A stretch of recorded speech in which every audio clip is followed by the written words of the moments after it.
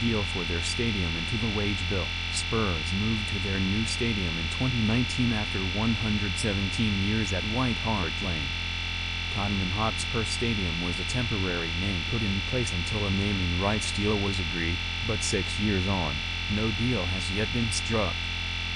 Sources told Football Insider exclusively in February that Tottenham had missed out on £75 million in revenue thanks to their failure to agree a deal.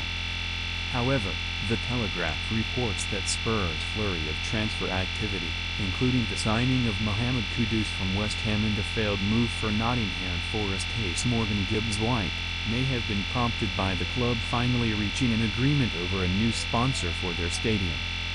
Speaking exclusively to Football Insider, finance expert Stefan Borson said that if a deal had been reached, the funds would go straight into Spurs' wage bill.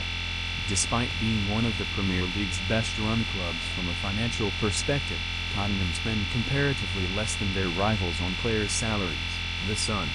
Borson told Football Insider that whilst the naming rights deal would not be transformational, the boost to profits would still be a plus for the club. He said, "Well, I think the only problem that they found on the naming rights deals is a problem that's common around Europe, which is that naming rights deals, compared to America, have always been at a very considerable discount to what the American stadiums are getting. And so I doubt it's been a case of they've had no offers. It's a fabulous stadium in central London, and it gets a lot of coverage for not just football, but for the NFL and also for gigs and other events. So I don't think it's been difficult to find a sponsor.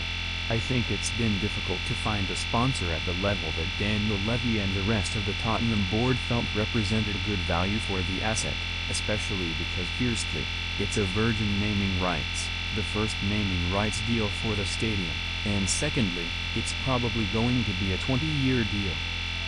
The nature of these sorts of naming rights are that they're very long-term, so it's got to be right from day one. The impact is purely financial. I mean, there will be a package that will go with the naming rights sponsor, effectively a box or some perimeter advertising or whatever else. You know, they'll have an inventory that they will get as part of the naming rights deal. But the reality is it's £25 plus per season for the next X number of years to have the branding on the side of the stadium. And the difference it will make to their spending is that they will be in funds and profit terms, for the best part of that £25 million. So, you know, it's probably 5% of their turnover, but it's quite a big part of their profit. That sponsorship property is a very obviously a high margin i.e., has very little cost associated with it and therefore is an important element of the profit and loss of a football club, and so it will have an impact. I don't think that it will have a transformational impact.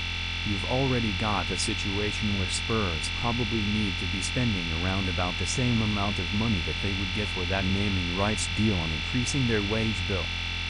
Their wage bill is probably £25 million too low at a minimum. And so that money is just going to go straight into increased investment and getting them competitive back in the Premier League. They are Champions League this season, you can't forget that they're there, having finished 17th. Whilst a new stadium naming rights may not be transformational for the club, the departure of one of their best ever players certainly will be. Mick Brown told Football Insider that Tottenham are now preparing for Son Heung-min's departure this summer.